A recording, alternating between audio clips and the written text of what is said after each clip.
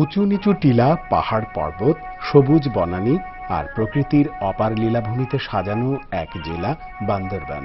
যেন শিল্পীর আঁকা কোনো ছবি। এমন প্রাকৃতিক সৌন্দর্য দেখেই হয়তো রচিত হয়েছিল, এমন দেশটি কোথাও খুঁজে পাবে না কো তুমি, সকল দেশের রানী সে যে আমার জন্মভূমি।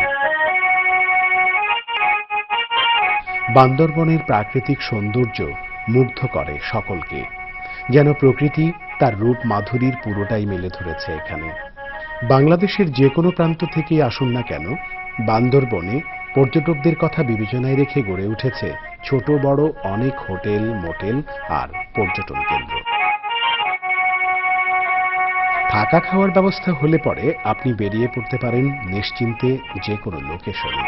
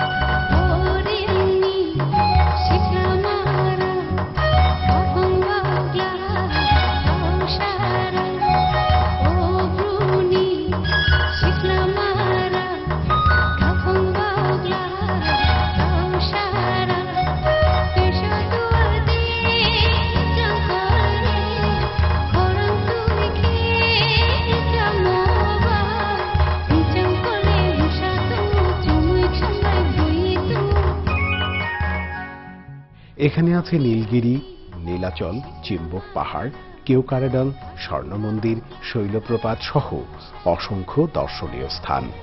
যাতায়াতের প্রধান বাহন চাঁদের গাড়ি।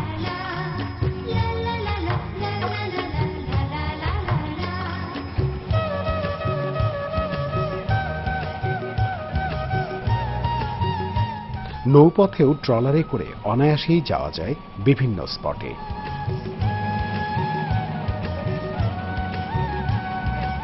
আঁকাবাঁকা পাহাড়ি রাস্তায় সাঁই সাঁই করে উপরে উঠে আবার গাড়ি গড়গড় করে নিচে নামতে চাঁদের গাড়ির যেন কোনো তুলনা হয় না।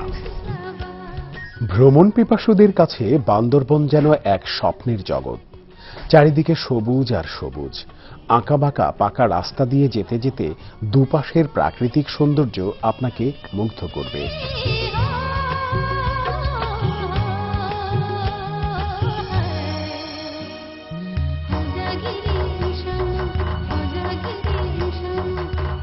এ প্রসঙ্গে বলে রাখি, পার্বত্য শান্তি চুক্তি বাস্তবায়নের ফলে এখানে শান্তি বিরাজ করছে। পার্বত্য অঞ্চল এখন শান্তির শহরে পরিণত হয়েছে। এখানে নেই কোনো সহিংসতা। এই জনপদে বাঙালি সহ 12টি সম্প্রদায় বসবাস করে। তাদের প্রত্যেকের রয়েছে নিজস্ব ভাষা ও সংস্কৃতি। তাই পর্যটন মেলা বা পার্বত্য লোকজ মেলাগুলোতে দেখা যায় বোম, ম্রো, তঞ্চঙ্গা, গারো, খাসিয়াদের চমকপ্রদ সাংস্কৃতিক অনুষ্ঠান।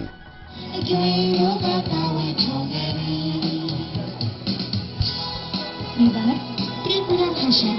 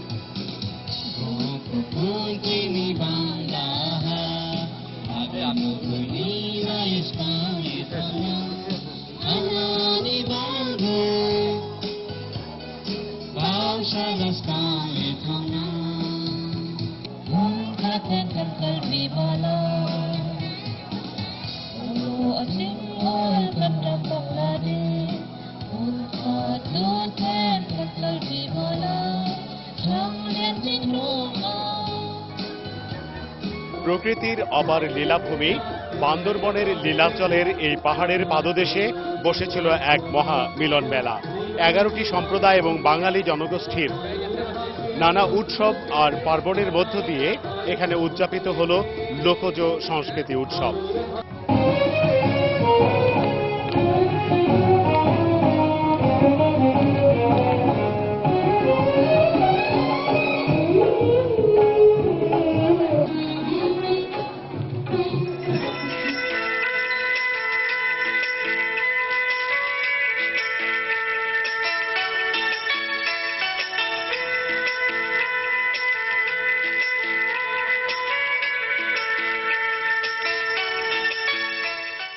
এটা হচ্ছে আমাদের মারমাদের ঐতিহ্যবাহী খেলা, কাছি দেম বলে আমাদের মারমা ভাষাতে। এটা আদিকাল থেকে খেলে আসছে, এটা আমাদের খুব প্রিয় খেলা। আর একটা খেলা হচ্ছে ওইটা তঞ্চঙ্গিয়াদের গিলা খেলা বলে, ওইটাও তঞ্চঙ্গিয়াদের আদিবাসীদের অনেক আদিকাল থেকে খেলে আসছে এটা।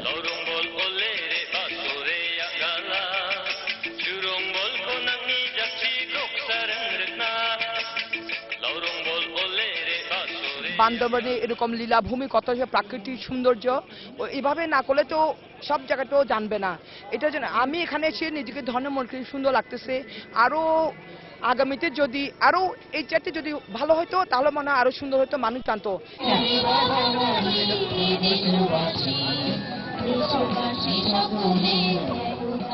প্রতিটি সম্প্রদায় সমাজবদ্ধ হয়ে গুচ্ছগুচ্ছ গ্রামে বসবাস করে। জুম চাষই হচ্ছে তাদের প্রধান পেশা। কিন্তু পাহাড় ধস, বনভূমি উজাড়, পাহাড়ের মালিকানার কারণে অনেকেই এখন নানান রকম বাগান করছে। বিশেষ করে আনারস, আম, কলা, পেঁপের আবাদ লক্ষণীয়।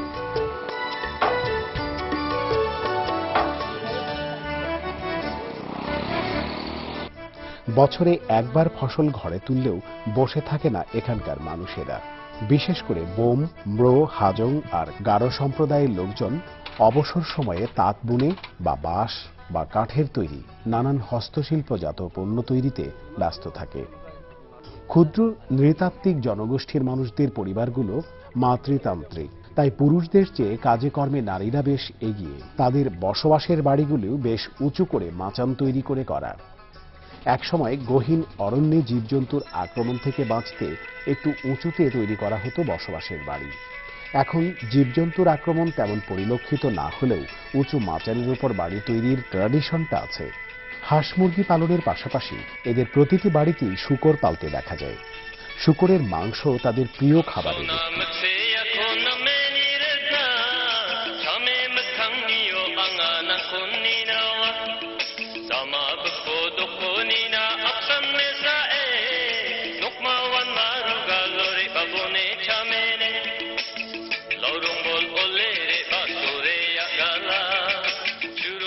কথা হচ্ছিল জুম চাষ নিয়ে। পাহাড়ের বুক চিরে একই গর্তে নানান রকম শস্য বীজ রোপণ করাকেই জুম চাষ বলা হয়। সময়ের বিবর্তনে তাদের চাষবাসেও লেগেছে প্রযুক্তির ছোঁয়া।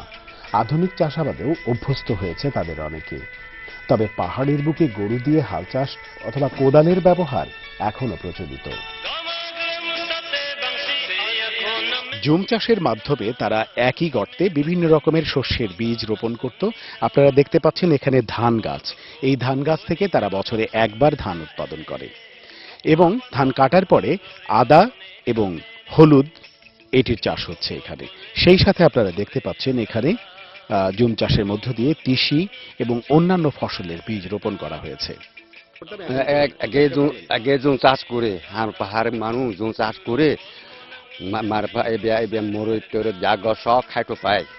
এখন তো জুম চাষ করে খায় না, জুম চাষ করে জঙ্গলা তো শেষ হয়ে এখন যা যার আছে এইটা কাজ করে আমি যেতে পারি এই তো খাই। রবার গাছের খাস করে করে বড় হবে, তারপরে রবার টানতে হবে, খাটবে রবার রবার আসবো। রবার গাছ লাগে নেই ডঙা রবার হাবি বং রবার ফেরে বং এরকম বিভিন্ন বাগানে করে, কেলা বাগান, তারপরে সেগুন বাগান, আনারস, কেলা, নানা ধরনের জাতি আর কি গাছ আর কি, কড়ই গাছ, গামড়ি গাছ বাগান করি আর কি। বান্দরবনে বাণিজ্যিকভাবে রাবারের চাষ হচ্ছে। এখানে প্রায় 15,000 একর জমিতে রাবার চাষ হচ্ছে। সেই রাবার চাষকে কেন্দ্র করে গড়ে উঠেছে ছোট বড় রাবার ফ্যাক্টরি। পার্বত্য জেলা বান্দরবনে ছোট বড় মিলিয়ে আছে বেশ কিছু রাবার বাগান। বাণিজ্যিকভাবেও চাষ হচ্ছে এই রাবারের। কিন্তু তারপরও যথাযথ কর্তৃপক্ষ এবং সরকারি বেসরকারি পৃষ্ঠপোষকতার অভাবে মুখ থুবড়ে পড়েছে রাবার শিল্প।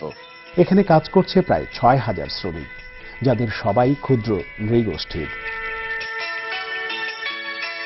বাগানেতে খস আনে, খসগুলো বসাই এসিড দিয়ে পানি দিয়ে সুন্দর করে বসাই। আমরা মনে করেন মেশিন দিয়ে দলাই দিই, দলানোর পরে ওইগুলো সব পানি ভিজাইয়া সুন্দর করে দইয়া পরিষ্কার করে আবার শুকানো দিই। রোদে শুকানোর পরে ডুঙে দেওয়া হয়, আগুন দিয়ে হিট করা হয়, প্যাকিং করে 50 কেজি ওজনের আর কি টেন্ডারের মাধ্যমে বিক্রি করা হয় আর কি। বিগত বছরগুলোতে যেখানে প্রতি কেজি রাবার বিক্রি হয়েছে 250 থেকে 300 টাকায়, সেখানে বর্তমানে বিদেশ থেকে রাবার আমদানি করায় তার মূল্য দাঁড়িয়েছে 120 থেকে 30 টাকা।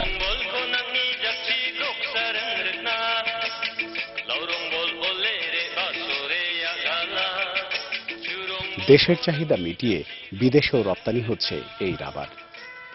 তাই যথাযথ কর্তৃপক্ষ সুদৃষ্টি দিলে এই শিল্প আবার উঠে দাঁড়াবে, তার হারানো গৌরব ফিরে পাবে, এমনটাই মনে করছেন সংশ্লিষ্টরা। এবার চলুন ঘুরে আসি নীলগিরি থেকে। সমতল থেকে প্রায় 3,000 ফুট উঁচুতে চমৎকার প্রাকৃতিক পরিবেশে নীলগিরি অবস্থিত। নীলগিরির পরিবেশ আপনাকে নিয়ে যাবে কল্পনার অন্য এক ভুবনে। ইচ্ছে হলে আপনিও ছুঁয়ে দেখতে পারেন মেঘের পালক। নীলগিরিতে এসে পাহাড়ের পাদদেশে দাঁড়িয়ে এরকম একটি সূর্যাস্ত দেখার সৌভাগ্য খুব কম লোকেরই হয়, বিশেষ করে যে সমস্ত পর্যটকেরা এই নীলগিরিতে ভ্রমণের জন্য আসেন। নীলগিরির সর্বোচ্চ চূড়ায় দাঁড়িয়ে যে কোনো পর্যটকই হাত দিয়ে আকাশ ছোঁয়ার স্বপ্ন দেখেন।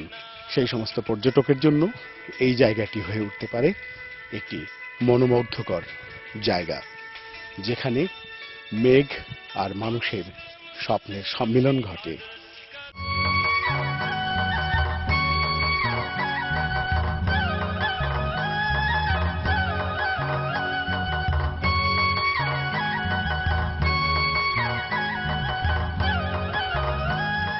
জেলা প্রশাসনের ব্যবস্থাপনায় নীলাচল পর্যটন কেন্দ্রটি পর্যটকদের অন্যরকম এক ভালো লাগার স্থান।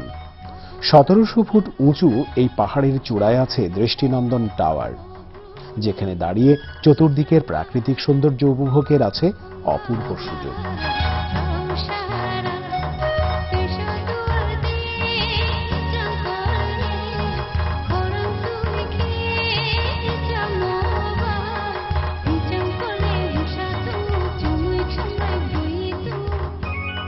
প্রকৃতির অপার লীলাভূমি বান্দরবনের এই লীলাচল, যেখানে প্রকৃতি ঢেলে দিয়েছে তার অপরূপ রূপ। এখানে আকাশ ছুঁয়েছে ভূমিকে, আর ভূমি ছুঁয়েছে আকাশকে। এখানে অবকাঠামো উন্নয়ন এবং যথাযথ যোগাযোগ ব্যবস্থা করা গেলে অনেক বেশি পর্যটক আকৃষ্ট হবে বলে ধারণা পর্যটকদের।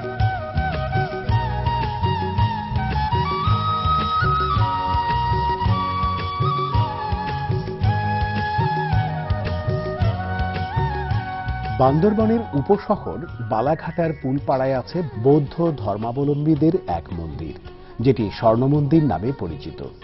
বান্দরবান থেকে এর দূরত্ব 4 কিলোমিটার। সুউচ্চ পাহাড়ের চূড়ায় তৈরি সুদৃশ্য এই স্বর্ণ মন্দিরটি বৌদ্ধ ধর্মাবলম্বীদের পবিত্র তীর্থস্থান নামেই বোঝা যায় এটির রং সোনালী। এই প্যাগোডা থেকে বান্দরবনের বালাঘাটা উপশহর আর আশেপাশের সুন্দর নৈসর্গিক দৃশ্য দেখা যায়।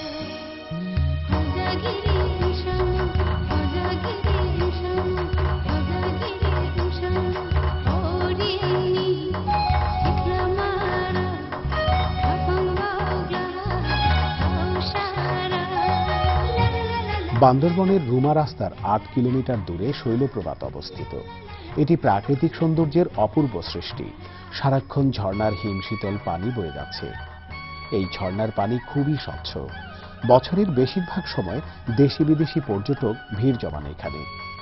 এখানে দুর্গম পাহাড়ের কোল ঘেঁষা ক্ষুদ্র নৃগোষ্ঠী বোম সম্প্রদায়ের সংগ্রামী জীবন প্রত্যক্ষ করা যায়।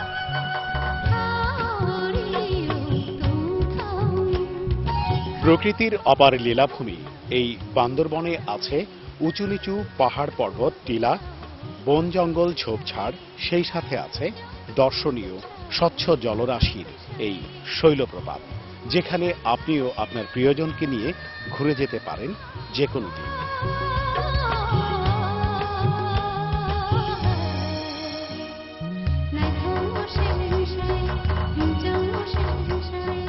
এক পাহাড় থেকে অন্য পাহাড়ে চাঁদের গাড়ি করে যেতে খুব একটা বেগ পেতে হয় না। যাতায়াত ব্যবস্থা ভালো হওয়ায় খুব স্বচ্ছন্দে পর্যটকেরা যাতায়াত করতে পারেন। পথে যেতে যেতে আপনার চোখে পড়বে বিভিন্ন সম্প্রদায়ের জীবন সংগ্রামের নানা চিত্র। পাহাড়ের গায়ে ছোট ছোট গর্ত করে এরা এক জাতীয় পোকা ধরে, সেই পোকা এদের সুস্বাদু এক খাবার।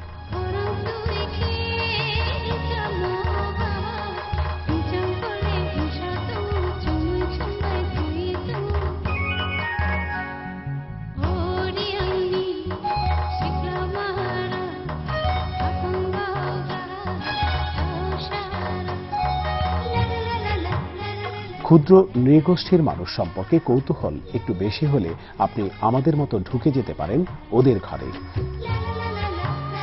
দেখতে পারেন প্রতিটি ঘরে আছে কোমরতাঁত। প্রথমে নিজেরা নিজেদের পোশাক তৈরি করে পরত, পরে তারা এটিকে বাণিজ্যিকভাবে বুনতে শুরু করে চাহিদার কারণে। সরকারের পাশাপাশি এগিয়ে এসেছে বিভিন্ন এনজিও, আর এই এনজিওগুলো বিভিন্ন সম্প্রদায়ের মানুষকে প্রশিক্ষণ দিয়ে হস্তশিল্পজাত পণ্য তৈরি ও বিক্রির সুব্যবস্থা করায় এখন প্রতিটি বাড়িতে তৈরি হচ্ছে কাঁথা, চাদর, গামছা, লুঙ্গি ও নানান রকম কাপড়। অন্যান্য কাজের ফাঁকে প্রত্যেকেই, বিশেষ করে নারীরা, তৈরি করছে হাতের সুনিপুণ বুননিতে দৃষ্টিনন্দন ডিজাইনের নানান কাপড়। আর এই কাপড় নিজেদের চাহিদা পূরণ করে বিভিন্ন দেশে রপ্তানিও হচ্ছে, আর এতে করে স্বাবলম্বী হয়েছে এখানকার মানুষ। আমাদের এখানে মানে সব উপকারভোগী মিলে আর কি এই কমিউনিটি, ত্রিপুরা কমিউনিটি 22 জন আছে। 22 জন থেকে তাঁতের আছে, বড় তাঁতে 4 জন। আমরা এদেরকে প্রথমে ট্রেনিং 55 দিন ট্রেনিং দেওয়ার পরে ওনারা এই কাজটা শিখছে। এখন এই কাজটা করে ওনারা স্বাবলম্বী হচ্ছে। এখানে ওই যে গামছা আর থান কাপড় তৈরি হয়, আমরা অফিসিয়াল ভাবে কিনে নিই, আর ওনারা লোকালেই বিক্রি করে। এখানে জুম চাষ করার পাশাপাশি ওনার ওই হস্তশিল্প কাজ করে 5-6 হাজার টাকা ইনকাম পাচ্ছে। আমি আসলে লেখাপড়া করি, তার পাশাপাশি এই চাদরগুলো বুনি। আমার এগুলো বুনে আমার অনেক আনন্দ পাচ্ছি, আনন্দ লাগছে। তারপরে পরিবারের সামর্থ্য জুগিয়ে দিচ্ছি, তারপর পরিবারকে সাহায্য করছি, এটাতে আমার আনন্দ।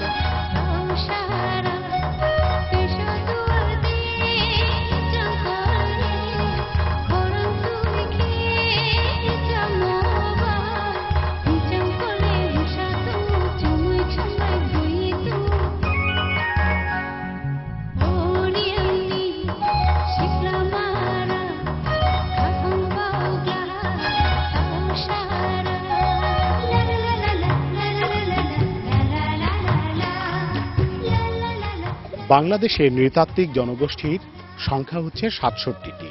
এর মধ্যে শুধু বান্দরবনে বসবাস করেন 11টি সম্প্রদায়, যাদের অধিকাংশ মগ, মুরং, টিপরা, বোম সহ আরো অন্যান্য সম্প্রদায়।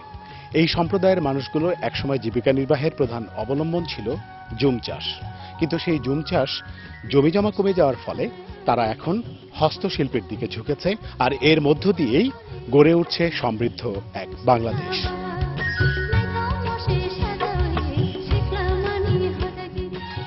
প্রতিটি বাড়ির চিত্রই বলে দেয় এরা কতটা পরিশ্রমী। একদণ্ড বসে নেই কেউ, প্রত্যেকেই যার যার কাজে ব্যস্ত।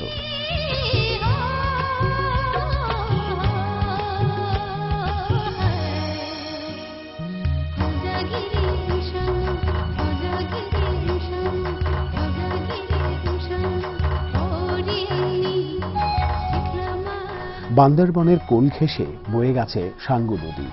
এই নদীর জলরাশি খুব স্বচ্ছ। নৌকা বা ট্রলারে দুই ধারে পাহাড়ের প্রাকৃতিক সৌন্দর্য উপভোগ করতে করতে বেরিয়ে পড়তে পারেন আপনিও। যেতে যেতে চোখে পড়বে বিভিন্ন সম্প্রদায়ের প্রাত্যহিক ব্যস্ততার চিত্র। মাছ ধরা, ফসল কাটা, জুম চাষ, এ যেন প্রতিদিনের ব্যস্ততারই চিত্র।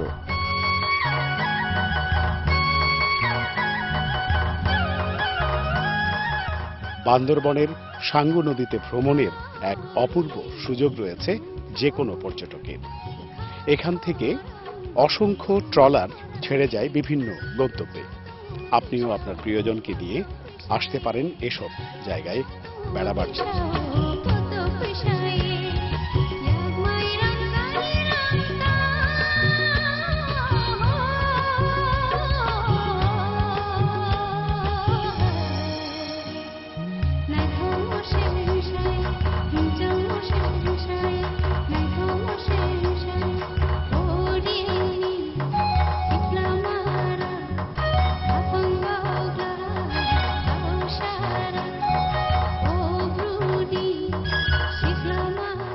শহর থেকে অনেক দূরে প্রত্যন্ত অঞ্চলে গিয়ে পাহাড়ের পাদদেশে চোখে পড়ল প্রাইমারি স্কুল। বিভিন্ন সম্প্রদায়ের শিশুরা এখানে পড়াশোনা করছে, যেন আগামীর সোনার বাংলা গড়ার দৃঢ় প্রত্যয়ে ওরা এগিয়ে যাচ্ছে সামনের দিকে।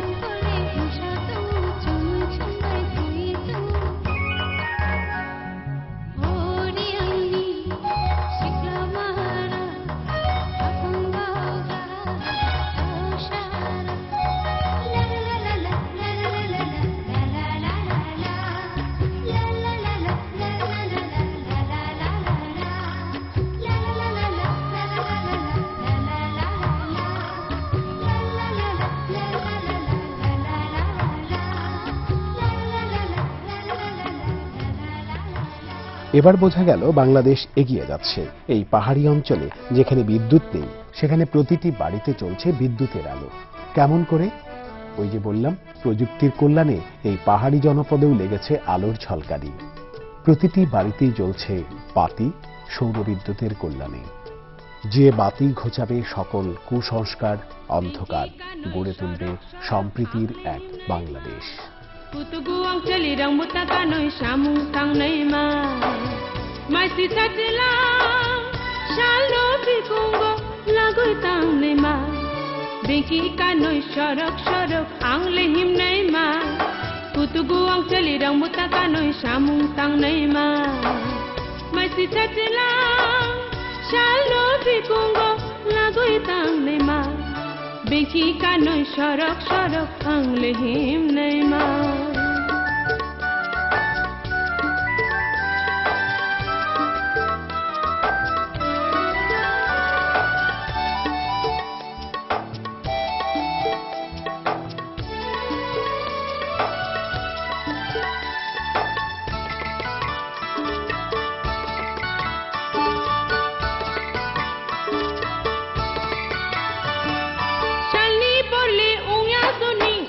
Bacago, tok sa tumili, korang kunayoi, to'y galam na ko.